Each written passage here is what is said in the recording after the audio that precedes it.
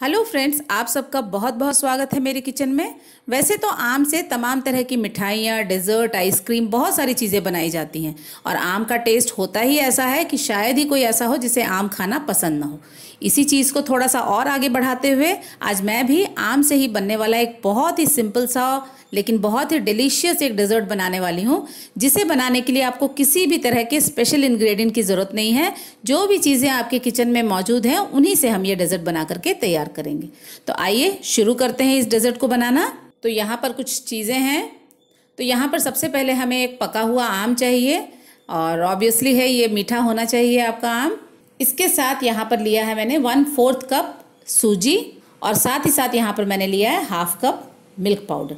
Milk powder आजकल market में pouch में भी अवेलेबल हैं, तो आप वो भी यूज़ कर सकते हैं। तो यहाँ पर सबसे पहले आपको करना ये है कि इस आम को धोकर छील लें और उसकी प्यूरी बना लें। तो यहाँ पर लगभग 1 कप मुझे इस आम से प्यूरी मिली है। अब यहाँ पर मैंने एक कढ़ाई गैस पे चढ़ा दी है। सबसे पहले हमें ये जो सूजी है हमारे पास, इसे हमें ड्राई रोस्ट कर लेना है। तो आइए इसे हम ड्राई रोस्ट कर लेते हैं। इसे सिर्फ हमें इतना भूनना है कि इसके दाने जो है बिल्कुल फूल जाएं, लेकिन इसका कलर जो है वो चेंज नहीं होना चाहिए। करीब 2 से 3 मिनट में ही ये सूजी हमारी भुन करके रेडी हो चुकी है। अब सूजी को हम अलग बर्तन में निकाल देते हैं और इसी कढ़ाई में मैंने डाल दिया है 2 टेबलस्पून के करीब देसी घी। तो यहाँ पर देसी घी से इस डेजर्ट का जो टेस्ट है वो बहुत अच्छा आता है, इसीलिए आपके पास अगर हो तो देसी घी डालें और अगर ये नहीं है तो आप बटर भी यूज़ कर सकते हैं। जैसे ही हमारा देसी घी थोड़ा सा गर्म होगा, ये जो आम की प्यूरी हमने बना करके रखी है वो हम इसमें डाल देंगे। अब इसे धीमी आंच पर हमें चलाते हुए इसे थोड़ा सा थिक कर लेना है, गाढ़ा कर लेना है। जब तक ये जो आम है हमारा थोड़ा सा गाढ़ा हो रहा है तब तक हम दूसरी तैयारी कर लेते हैं। तो यहाँ पर मैंने एक कढ़ाई ले लिया है, इसमें हमें डालना है 3 कप मिल्क। तो यहाँ पर कोई भी दूध आप ले सकते हैं, पैकेट वाला या जो भी आपके पास दूध अवेलेबल है वो आप दूध ले लीजिए इसमें। अब इसे भी हम गैस पे चढ़ा देते हैं और इसे भी हमें गाढ़ा करना है। 3 कप दूध जो है उसे हमें रिड्यूस करके 2 कप के करीब कर लेना है। तो इस प्रोसेस को भी हमें बहुत धीरे धीरे करना है, इसीलिए गैस का फ्लेम जो है आप कम रख दीजिए। और यहाँ पे आप देख सकते हैं ये जो आम की प्यूरी है हमारी धीरे धीरे थिक हो गई है। तो यहाँ पर जब ये बैटर जो है स्पैचुला से गिराने पर ये बैचेस में गिरे, थक्के के रूप में गिरे, तब यहाँ पर आपको इसमें ये जो मिल्क पाउडर हमारे पास है वो हम ऐड कर देंगे। इसे थोड़ा सा मिला दीजिए। मिल्क पाउडर ऐड करने से इसकी कंसिस्टेंसी थोड़ी सी पतली हो जाएगी, तो इसे आप लगातार चलाते रहें। और यहाँ पर जैसे ही आपको लगेगा कि मिल्क पाउडर अच्छे से मिक्स हो गया है और साथ ही साथ इस मैंगो प्यूरी की जो कंसिस्टेंसी है वो थोड़ी सी और थिक हो गई है, तो यहाँ पर हम ऐड कर देंगे 1/4 कप जो हमने भून करके सूजी रखा है वो हम इसमें ऐड कर दें। चूँकि सूजी जो है उसका नेचर होता है कि वो बहुत ज़्यादा मॉइस्चर एब्जॉर्ब करता है, तो यहाँ पर आम में जो थोड़ा बहुत ये गीलापन है उसे वो एब्जॉर्ब कर लेगा और ये जो आम की जो प्यूरी है बिल्कुल थिक आपको नज़र आएगी।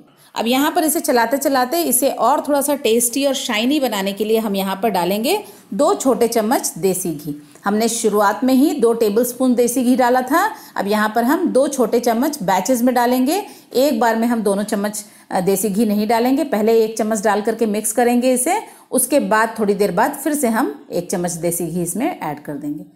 तो यहाँ पर इसे कंटिन्यूस चलाते रहे। धीरे धीरे आप देखेंगे कि ये जो है कढ़ाई से बिल्कुल छूटने लगेगा ये पूरा बैटर। तो यहाँ पर कंटिन्यूसली मैं इसे चला रही हूँ और 2 चम्मच देसी घी भी मैंने इसमें ऐड कर दिया है। तो यहाँ पर आप देख सकते हैं किस तरह से ये बिल्कुल गाढ़ा हो गया, एक डो के रूप में ये बिल्कुल आ गया है ये बैटर हमारा।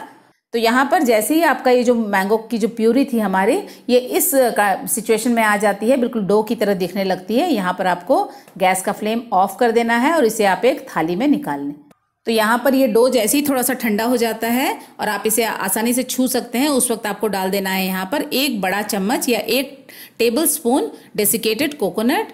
अगर आपके पास कोकोनट नहीं है तो आप इस स्टेप को स्किप भी कर सकते हैं। तो यहाँ पर इसे अच्छे से मिक्स कर दीजिए।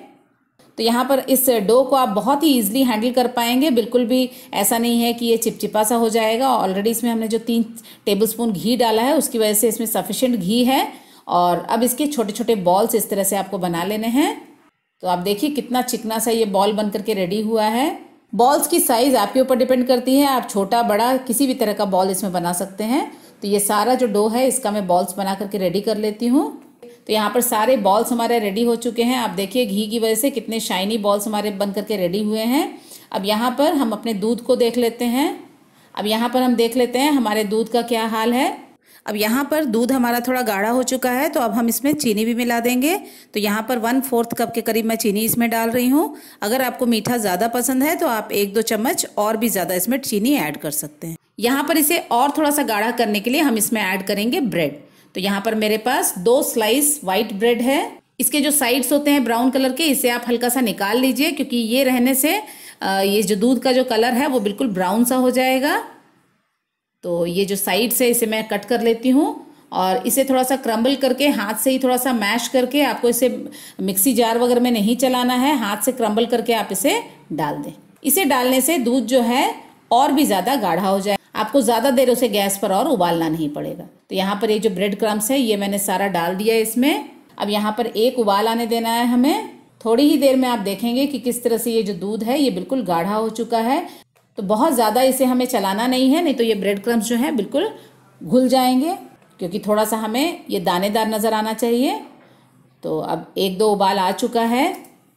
तो आइए अब हम इसमें फ्लेवर के लिए 1/4 टीस्पून के करीब इलायची पाउडर डाल देते हैं। अगर आपके पास केसर वगैरह है तो वो भी आप इसमें ऐड कर सकते हैं।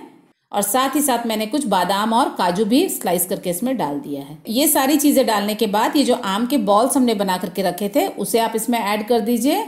और ये जो बॉल्स हैं बिल्कुल भी इसमें घुलेंगे नहीं, बल्कि ये जो दूध है, ये जो गाढ़ी सी रबड़ी हमारे पास तैयार हुई है वो बिल्कुल इसके अंदर चली जाएगी। लेकिन ये बॉल्स जो है ना तो टूटेंगे और ना ही ये बिखरेंगे। तो आप इस चीज़ की टेंशन मत लीजिए कि ये हमारे बॉल्स कहीं दूध में जाने के बाद बिल्कुल घुल ना जाए। ये बिल्कुल अलग अलग रहेंगे। और अब हमें गैस का फ्लेम जो है वो ऑफ कर देना है। इसे थोड़ी देर के लिए ढक दीजिए। और अगर आपके पास टाइम है तो इसे ठंडा होने के बाद 1 घंटे के लिए फ्रिज में रख दीजिए, क्योंकि ये जब ठंडी हो जाती है तो उसके बाद इसे अगर खाया जाए तो इसका टेस्ट और भी ज़्यादा बढ़ जाता है। तो यहाँ पर मैंने इसे 10 मिनट के लिए सिर्फ फ्रिज में रखा था। अब आप देखिए ये एक एक बॉल्स जो हैं बिल्कुल गोल गोल आपको नज़र आ रहे होंगे, बिल्कुल भी ये बिखरे नहीं हैं ना ही टूटे हैं। तो आइए हम इन्हें डिश आउट कर लेते हैं। तो आप देख सकते हैं एक एक बॉल्स जो हैं ये बिल्कुल इंटैक्ट हैं। तो यहाँ पर मैंने ये जो मैंगो मलाई बॉल्स हैं ये सारे मैंने निकाल लिया है। अब यहाँ पर मैंने इसे थोड़े से और बादाम और काजू से गार्निश कर दिया है। टूटी फ्रूटी भी इसके ऊपर डाल देने से इसका लुक भी अच्छा आता है और टेस्ट भी बढ़ जाता है। तो ये इतनी सिंपल सी और घर की चीज़ों से हमारी ये जो मैंगो मलाई बॉल्स हैं ये बिल्कुल रेडी हो चुकी हैं। इसके टेस्ट के बारे में तो मैं कुछ भी नहीं कहूँगी, क्योंकि आपने सारा प्रोसेस देख लिया है और इसका जो लुक है वही आपको बता देगा कि इसका टेस्ट कैसा होगा। तो आइए मैं इसका जो एक बॉल है ये आपको कट करके दिखाती हूँ कि अंदर से ये कैसा लग रहा है, किस तरह से इसका टेक्सचर है अंदर से। तो फ्रेंड्स आप देख सकते हैं ये अंदर से इसका टेक्सचर कितना अच्छा लग रहा है। अंदर से भी ये बिल्कुल मॉइस्ट है, ऐसा नहीं है कि अंदर से सूजी डालने की वजह से ये बिल्कुल अंदर से हार्ड हो गया है। बहुत ही सॉफ्ट है। जैसे ही आप इसे कट करके मुंह में डालेंगे बिल्कुल मुंह में ऐसा लगता है कि जैसे घुल जाएगा। ये दूध के साथ साथ जो ये मैंगो का टेस्ट आ रहा है वो तो बिल्कुल लाजवाब है। तो फ्रेंड्स आप एक बार इस डेजर्ट को ज़रूर ट्राई कीजिए। ये बहुत ही टेस्टी है और फ्रिज में अगर आप इसे 3 से 4 घंटे रखने के बाद अगर इसे खाएंगे तो इसका टेस्ट जो है वो इतना अच्छा आता है, ऐसा लगता है जैसे कि आइसक्रीम हम खा रहे हैं। तो आई होप आप लोगों को आज की ये सिंपल सी डेजर्ट की जो रेसिपी थी वो पसंद आई होगी। तो अगर आपको मेरी ये रेसिपीज़ अच्छी लगती हैं तो मेरे चैनल को लाइक, शेयर और सब्सक्राइब करना ना भूलें। इसी तरह की एक सिंपल और टेस्टी रेसिपी के साथ फिर मिलेंगे। तब तक के लिए thank you, goodbye, take care.